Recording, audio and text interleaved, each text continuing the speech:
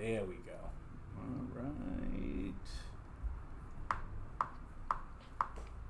All right. Welcome back to the Zombie Eaters podcast. What is with you and that kitty cat, man? No, don't never mind that. Don't look at that. Okay. I'm not gonna look at it. You got All right, so we're back. I want you to make sure that you are supporting us as well as listening to us and watching us. So you can visit our website, zombieeaterspodcast.org. You can visit our Twitter and Instagram at the ZE Podcast. And you can listen to this podcast on Spotify, Google, Apple, that other weird one, like the Napster of podcast listening. I don't know what it's called, but Breaker. Yeah, Spotify, Apple, Google. Those are the ones. Those are the only three you need to worry about. And we are listener supported, so you can listen to our podcast for free on any of those platforms without having to pay to subscribe. So, and I like it that way. I don't like our listeners to have to pay to enjoy our content. So, as long as I can keep it free, you will get it for free. And also, please, if you want to support a small business, if you like the artwork on our wall here in our studio garage, 90% of it was done by Yellowbird Art and Design, which is a small family-owned business out of Colorado. You can find them on Amazon or go to their website at yellowbird-art.com. Good people over there. Good people. So, yeah, we were talking about a little bit in the beginning about different situations that in our lives and different scenarios. Another thing I wanted to talk about is it seems like there's a dating app for everything. Everybody, every kind of there's Grindr for the gay community, Tinder, Bumble for Grindr, swipe and fuck. Yeah, what is Grindr? It's basically like Tinder, but for the gay community. What do you mean Tinder, Grindr? Tinder is a dating app on your mobile device. It's also something you can start a fire with. Why do they call it Grindr? I know. Maybe I don't know. Yeah, it all comes together. Yeah, and then there's JDate for the people of my community, the Jews. What do you mean? Oh, yeah, Jews. yeah. Kosher, Seriously, like kosher dates. Yes, if you Jewish girls, JDate as out of their minds as they are. Can I get on the JDate? If you want a good blowjob, go to JDate. Yeah, I don't have to be J. You just say you are. What if they ask me questions? Give them answers.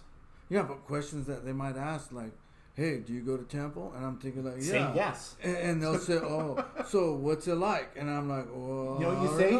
Enlightening. It's enlightening. I'm enlightened by my rabbi. There you go. Right. Problem solved. Right. What if they ask more questions? You give them more answers. What if there's a chick on there and she starts asking me, like, hey, since, she asked me for a family lineage, what am I going to do? I'm a line of Judah or something? You just say that. My father's side of the family was from Mexico. My mother's side of the family is Hebrew. There you go. Abraham. No, your dad wouldn't be Abraham. Not if he was Mexican. Your mother could be Susie. That's a good Jewish name. Sarah? I don't know. Just go with it. If you just like, look, I'm just looking to get my dick sucked, I'll probably do it. So why don't I just tell them that? Yeah. Just say your favorite your favorite game at Passover is the 3 questions. I'll tell them this. Do you play the flute? And they'll say no. And I tell them, well, what if I teach you how to play the skin flute? Yeah, but that's kind of dated though. You don't want to like give the impression that you're not aware of what's going on today. Because like women. Okay, so here's the problem with the Jewish faith. The big problem with the Jewish faith.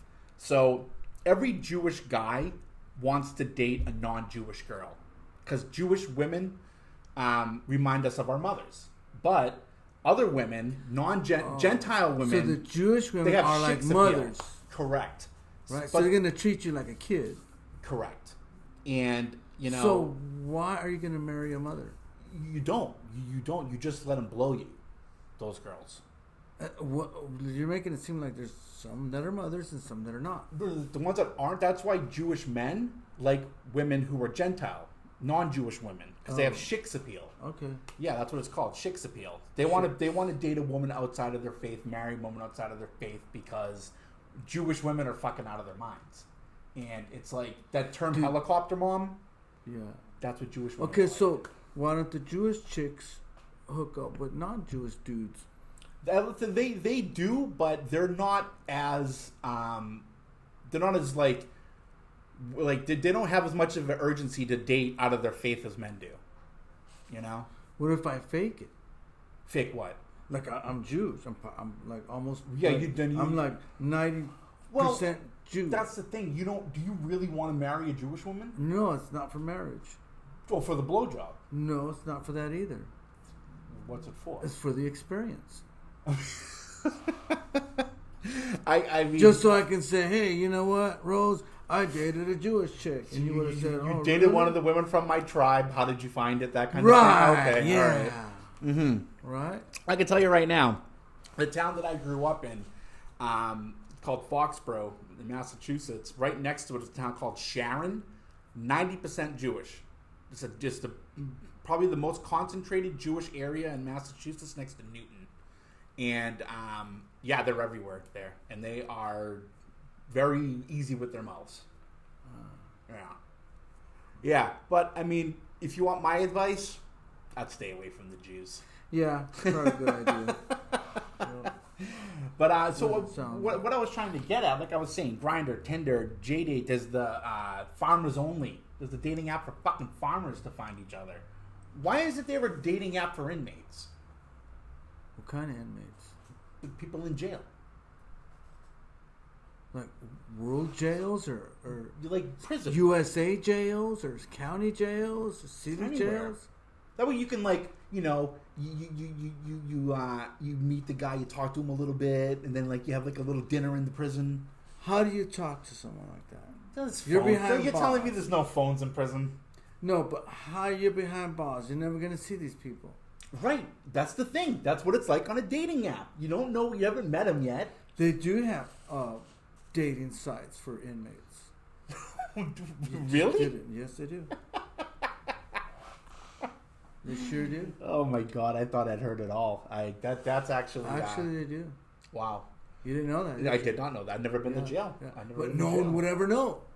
Right. The only people that do know are the really lonely people. Yeah. Yeah. Insecure. Right. I got nothing else to do. I get that way sometimes. sometimes. Or intrigue.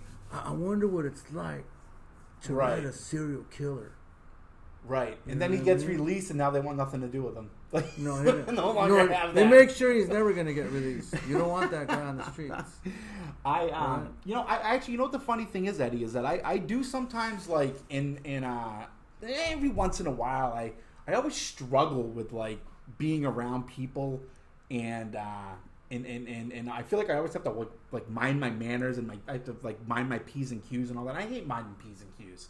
But there's some times, though, where I'll be, like, you know, just at home, like, whatever, reading a book, watching TV, and I'll just get, like, washed over with loneliness. So I can't imagine what it would be like, you know, being incarcerated and being in that situation for, like, you know, however many years. Like, if I got handed, like, a 10-year prison sentence for something, I don't fucking know how I would deal with that, you know, being on the inside like that. Oh, you deal with it. Yeah, I'm sure I would have to. I'd have no choice. You'll probably be reading and writing a lot. Yeah. You'll be one of them legal guys. Yeah, and that's stuck in the law library, just doing law and passing the time away, sharing wisdom. I think the thing that scares me the most about that, though, is that I've heard that people that spend so much time behind bars, they become institutionalized, and then when they get out, they can't adapt back into the world that they left. You know. What does institutionalized mean? What does that even mean? From my understanding, in this context, it's that you just become you're in prison, you're in jail, you're there for, you know, however many years, and you become so adapt to that environment, to that way of living, that when you get out, you're unable to acclimate back into society. You can't assimilate. You know, I've been in prison, right? Yeah. For many years, right? Yeah. You know, people called me the institutionalized. I'm not saying it happens to everybody. You're certainly not institutionalized. You're self-sufficient. You've changed your life. This is what happens to people that hear institutionalized. Okay. Right? So I'll tell you my experience. Okay. Yeah. People tell me, like, let's say I'm minding my own business, right? And I see someone, right? And I'm thinking that guy might be a chomo. He needs to get whacked, right? And they're saying, like, what are you talking about? I said, I think he's a chomo. He might need to get whacked. And they're thinking, like, what does that even mean? I said, well, you know what I mean. He's a chomo and he might need to get whacked. Yeah. Right? Or, you know, there's another guy. He might be a predator. He might need to get whacked, right? And it doesn't matter where you're at on the planet, right? If he's a predator, chomo, he needs to get whacked.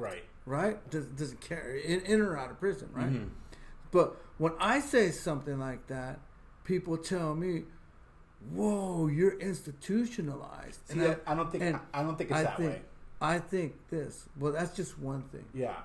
Right? Because like if I would, my mentality is like if we went somewhere. Yeah. Right? And we're in the market, right? And some people behind us, right? And one guy's getting a little bit too loud. I hate that. He needs to shut it down. Yeah. Or get whacked. Well, get whacked, bud. Well, that'll shut him down. Yeah, it'll shut him down, but it'll also, you know. That's why you always got to carry one. A bone crusher. Got to carry a bone crusher. You know what a bone crusher is? Is it the stick? Not a stick. Well, not the stick, but it's like a baton. Steel. Okay. Sharpened steel. Oh, but anyways, so when someone told me that, I thought to myself, you know what it felt like they told me? Right, like if you were me, they were telling me this, like, you're institutional. They're telling me this, like, you know what, Ed? We don't want you out here. You need to go back to prison where you fucking belong, right? Because we don't want your kind out here. Right, so get the fuck out of here. We don't like your kind. But what do people think like that? Like that's not at all what I. No. That's what I used to think people would say when they say that. It's not necessary for anyone to say, who in the fuck are you to tell me institution? Right. What does even institutionalized mean to you? Have you ever been to a prison or institution? Then you don't know what an institution is. And that's why when you asked me what I thought it was, I gave you a very textbook definition. Because I don't know what it would mean, but I do know that it is a very real thing that people do go through. I know that, and thank my God, my higher power. I've never had to do that, and thank God. I mean, hopefully, knock on wood, I'll never go. But the fear of being in prison, or the fear of being a ward of the state or whatever. Jail, county, prison, whatever, is enough to keep me on the, straight and narrow. I don't ever, think about committing a crime. If I do, it's like something funny, like, oh, God, this guy, why is he living here? Why won't he shut up? I could just fucking murder him right now. Beat his head in with a hammer and be done with it. But that's it. I'm not actually going to fucking do it. But, it's a very real fear that I have. I don't want to fucking do that. I'll relieve you of the fear. I don't even want to do the loop. You know what you do? You know what you do? What? Right? So in this world, they have insurance companies, right? Why do they have insurance companies? To pay out insurance policies. Right? Like let's say I have insurance on my car. Okay. Right? Yeah. So in case of something happens to my car, like accident, stolen. Right. Accidents happen all the time. People have accidents. Are we going into insurance fraud here? No. Okay. We're talking about you getting upset. Right. And trying not to cause an accident, but an accident can happen. Mm-hmm. Someone can actually fall on a knife. You know what I mean? They can. Right. It happens all the time. Right. But insurance policies have investigators. Well, it has nothing to do with insurance. Adjusters. It has nothing to do with none of that. It has everything to do with the accident. Yeah. Right, and teaching that person a lesson. He doesn't know it. Well, he does know it, but nobody else knows that it's an accident. I think that I'm too angry that I would not be able to get away without being a suspect. To cause an accident? You think, really, Rosie, that was an accident? What can you say? What can you say? I actually have said that there's two guys here that are like knocking on death's door, and I don't want to deal with it when they die. So like literally, if one of them dies, I'm just gonna drag him outside in the road and be like, hey, he went to walk to 7-Eleven. He came back. This is how I found him. Not on our property, not my problem. Probably not a good idea. Nah, it's probably not a great idea, but it would work. And the reasoning behind that would be, I just don't want to deal with the guy dying in the house. So if he dies on the street out there, it's not. So what if he already dies? You wake up and he's stiff. Yeah, that's it's what I'm too saying. late. No. Because I can think, look, What if he expired in your house? That's what's gonna happen. Right? That's what's gonna then happen. You're gonna take a dead body out to the front. Yeah. No. Right out here, out the gate. Yeah. You're gonna drag a dead body right where everybody can see. I could fit him in here. Right? Where your neighbor's camera can see. I could fit him in here. I'll go right out this door where there's no cameras. You have to chop him up to put him in there. No, he's little. He's tiny, little guy. Then you get dead. I say this because I have a resentment right now because I've been telling our manager that the guy needs to go to a boarding care, like a nursing home. And it's been like a year since I've been saying this. The guy's always falling. It's becoming a liability. Correct. And so what was the reasoning behind him not going to? Oh well, we got to look at this. I'm just like, it's like look at it what way? Like that we're not just like showing him that we don't care. I'm like, dude, showing him that we care is helping him get into a place where he can get the help he needs. Absolutely. And it's just getting swept under the rug. So you're just waiting for it to happen. At this point, it's a matter of when, not how. It's a matter of when's it going to happen. Okay, it's inevitable. Is he on a machine or something? No, he's just all he does is drink soda, and he eats Is he the one that drinks the hot dog juice out of the packet? No, but do you want to meet him? No, don't. He might have an accident. Yeah, he's a whole another story. But yeah, that's my little take on the dating app thing. But so your ethnic background, you said that you told me before you're Hispanic and you're Native, right? So in this situation, in this scenario, with everything going on about sports teams and their names being offensive, like what would you do? Like what would your reaction be if the Washington Redskins and the Cleveland Indians changed their names to the Mexicans? Because like they already got you on one side with the natives with the names they currently have, the Native Americans, and then they change it. So what would they be dressed as? What would their logo be? Corn. A guy with the big hat and a mustache? The typical type of guy. Like a guy with like an LA tattoo. They're trying to be futuristic. That's not like a real Mexican. Like, well, I mean, what if it was just like what if it was just like the Mexican flag? We're talking about a regular Mexican, Americanized Mexican, a Jewish Mexican. Like what kind of Mexican are we talking about? Well, given the state of how idiotic these people are, it would probably be a modern day stereotypical Mexican. A taco man. Mexican. Right, which would be even more offensive, But I think that like that's something like I like the Mexican flag. What was it? A hawk? Was that a hawk? It's an eagle. Oh, it's an eagle. Okay, it's a brown eagle. Brown eagle. Yeah, I think that's cool. I think that's cool looking. But that's the thing, they wouldn't think that that's cool as something would like that incorporates that. It probably would be some guy like holding a taco with the big mustache and it'd say like Ole or something, or he'd have like a horchata, That's like. You've been isolated on the East Coast too long because that's like not really like the real deal. Oh, yeah, you're absolutely right. Before I moved here, I thought Taco Bell was authentic Mexican food. Right.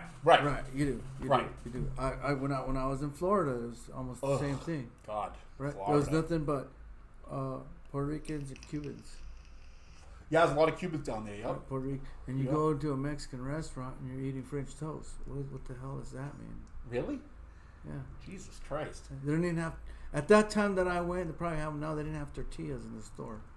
Yeah. You had to go to like a special store. So back east, tortillas. where I grew up.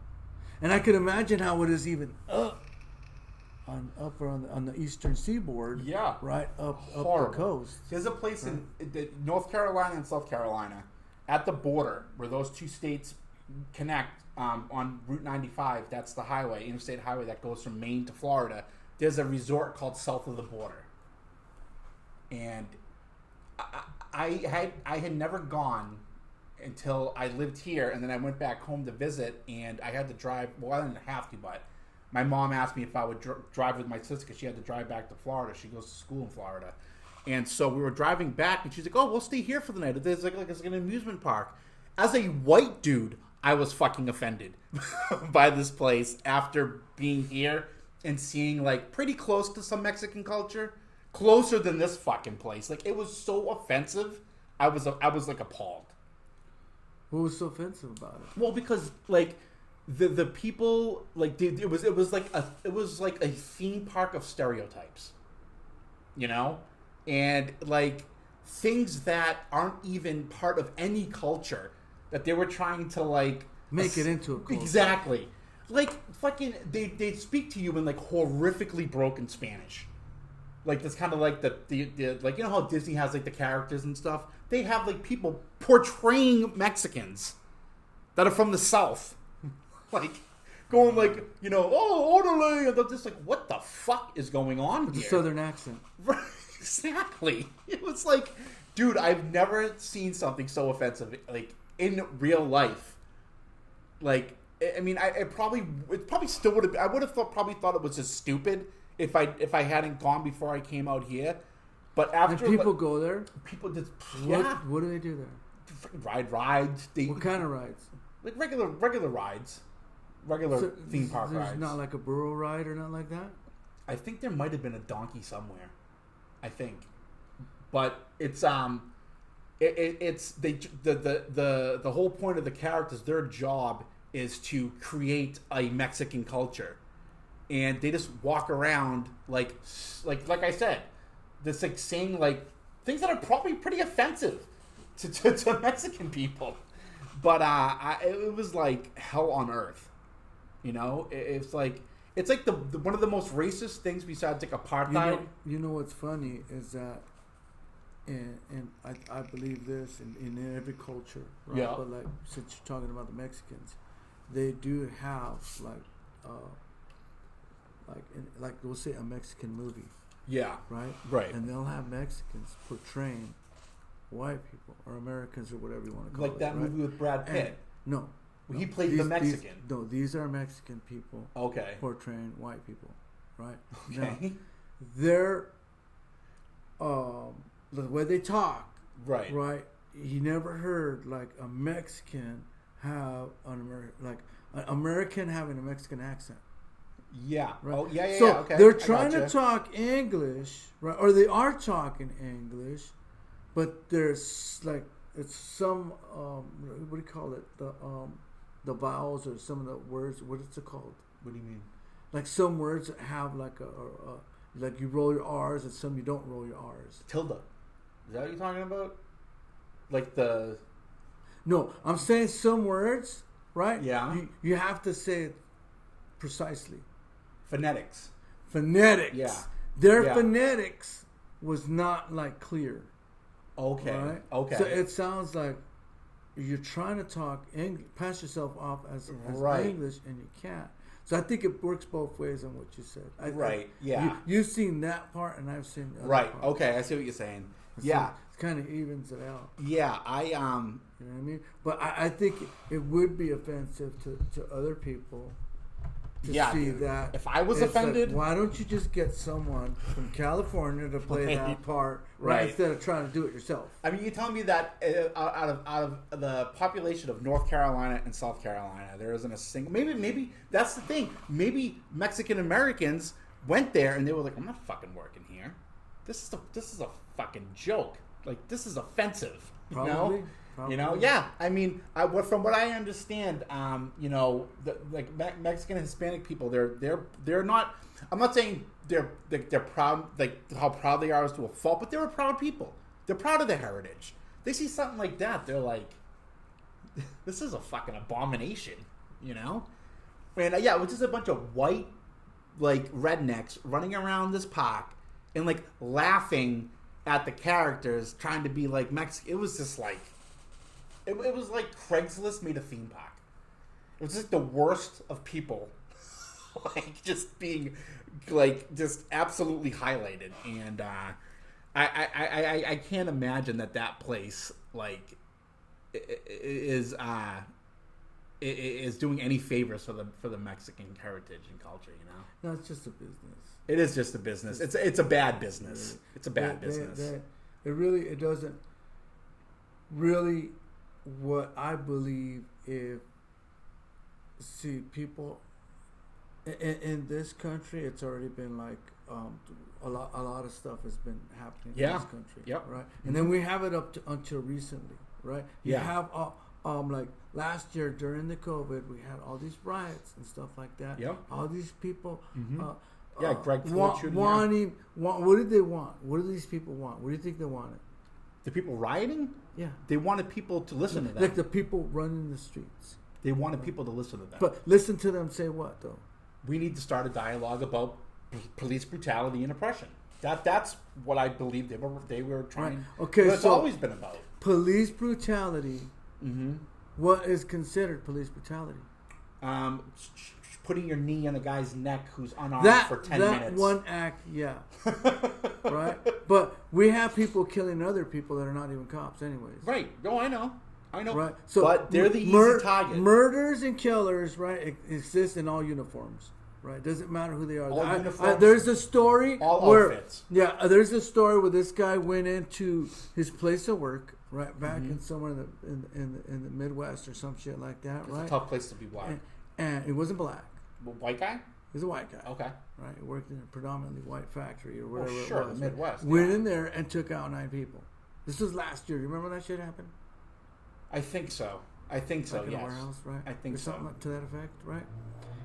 Or maybe it was earlier this year. or something, right? Yeah, maybe it was earlier this year. Right. Okay. So people are going to kill no matter what. They've been killing since the dawn of mankind, right? So people are going to complain because someone kills another guy and he just happens to have a uniform. Right. Well, I think it's more so than the uniform, Eddie. I think it's about the skin color. The skin color of the killer and the skin color of the person that's being killed. The victim. Correct. And right. But see, this is what kills me, right? So let's say someone comes into that door, right? Just comes in there, right? And like the monk did. Yeah, but this guy had like ill intent, right? We could feel bad vibes coming in, right? Okay. I pull out a gun, right? He comes in here, he comes within close proximity, and I gun him down, right? Right. People will say, because I got a long prison record, right, that I just killed him, like, basically in cold blood. And instead of them looking at you protecting me and yourself. Right. Okay, right. I got you. Right. And say, yeah, sure. Forget about Rosie. He's a victim, too. You know what I mean? You traumatized his ass for life, right? Shouldn't have did that, right? So now I become the bad guy. Right. Right? And you'll be saying, like, no, right. it's not true. It's not true. They say, don't worry about it, bro. We know you're traumatized. Right. They're creating the victim for me.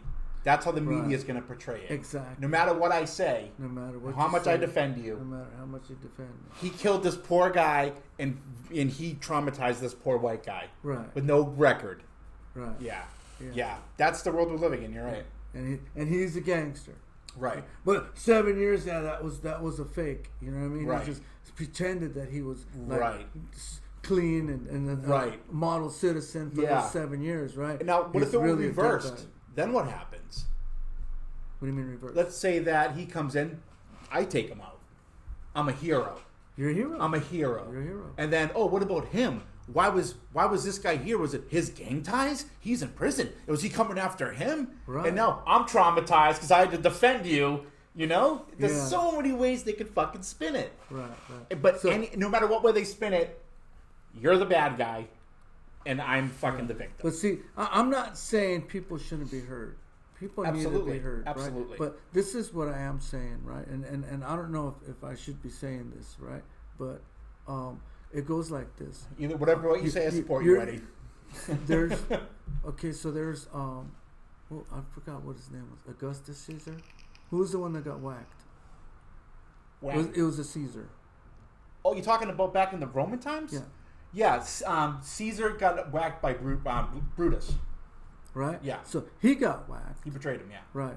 And then after he got whacked, there's other ones that probably happened that we didn't hear about, but that was like the more famous one, right? Because that guy had a position. Right. And then we come all the way down in history, And then like in the French Revolution. With Napoleon? No, the French Revolution with Robespierre. Oh, okay. Yeah. There was a lot of whack. Yeah. Yes. Right? Yes. Heads were rolling left and right. Yeah. And that was like the struggle within this structure of these people. Yeah. Right? Because they kept voting these bad guys in, thinking they were good guys, right? Yeah. They became out rotten, and then they had to kill him to put the next guy in, and then he had to kill, and then Mexico had to do the same thing. It was just over like again, it was right? just cyclical. So yeah, right. So now, all that, right, had to go down, right, for an eventual structurized type of country. Yeah, democracy. Democracy. Yeah. Right. Yeah. People had to die. Yep. Right, and people have to die. Right, I'm not saying that they have to die by the neck or anything like that, but I mean it's unstoppable. Right. I think that we 80% of the population now needs to go. Go where? Somewhere. Where? I don't know. There's too many people though on this earth. No. So COVID, right? Oh, that didn't even put a dent in it. Huh? That didn't even put a dent in it. It did, because future fathers are no more. Good. I'm all for a barren, sterile existence. Right. So then we wouldn't have no more people to live on this planet. Right? That's why they're trying to get to other planets. Yeah, they really are trying to get to Mars. They're trying really hard. All right. And then they talk about other life beings. Yeah. Alien life forms? Is that what you're talking about? Yeah. Alien life forms. Yeah. And that's like, kind of where I drift. You know? Just like, all right. Yeah, because see, when I do a group at the lighthouse, right? Yeah. And I have my people there, right? Right. And I'm talking to them, right? And I'll ask them, who here believes in God? Right? Uh-huh. Yeah, most of the hands up. Right. Right? And some of them I kind of like on the fence, you know. Yeah. There might be a God. I'm not They're too on sure, the fence. right? Yeah. And then there's some that are saying, no, I don't believe there's a God. Right. Right. And the reasoning is like, why do you don't believe? Well, there's too much of this and too much of this happening, too much of this, and if there was a God, He wouldn't allow all these bad. Have they ever read the Bible? To happen, right? Have they ever read the Bible? Probably not. But okay. But this was their idea. Okay. Right. Then I would say this. I would say, so how many of you guys believe in Bigfoot or Sasquatch, right? The guys that don't believe in God, raise their hands. Really? Really? Well, I mean, they have to. It works almost every time. Okay. I catch them doing this all the time. And I go, so who believes that there's UFOs or aliens? Right. Right? And they raise their hands again. Wow. Right? Yeah, so this is the reason why they don't believe in God. Okay. Right? Because if there was a God, why did He make aliens and Sasquatches? Right? In their head, that's what they're thinking. Right. So this just actually proves there ain't no God, right? Right. There's aliens out there, right? Right. So I would tell them, well, give me the name of the last alien you met. Okay. And nobody's, or the last Bigfoot. Right. But at the same time, can't they say, well, I've never met God? Right. But that's what I'm saying, exactly. So you never met a Bigfoot or an alien, but you still believe they exist. Okay. I got you. So then they're kind of stuck. They're stuck. Okay, I got you. That's pretty right? good. And then one guy tells me, oh, yeah? Well, then who created the aliens? And I said, oh, yeah? God created the aliens. And he got mad. He got mad? He got mad. Yeah, that's kind of like trying to do the chicken and the egg thing. Like, well, who invented the aliens? Well, God. Well, who invented God? You know, it's like I just find it's easier to just believe that if that's what God created, I'm okay with it. You know, I'm not worried about the aliens. You know, exactly. But I would say that because I really do believe if there were aliens, then God created them suckers too. Yeah. Right, for whatever purpose He may have. Because there was another creator creating aliens, another like ultimate being, like we'd know about it. Right. I think we'd know about it. You know. You know what I mean? But maybe we wouldn't. I don't know, but this is a good place to stop. That was a good conversation. So we're going to take another quick break. We're going to come back with our final thoughts, and we are going to talk about Missouri. Yeah. Missouri? Yeah. And if Superman were Canadian, how would that go? So He was. we'll be right back. All right. Good. I'm actually glad that conversation went where it did.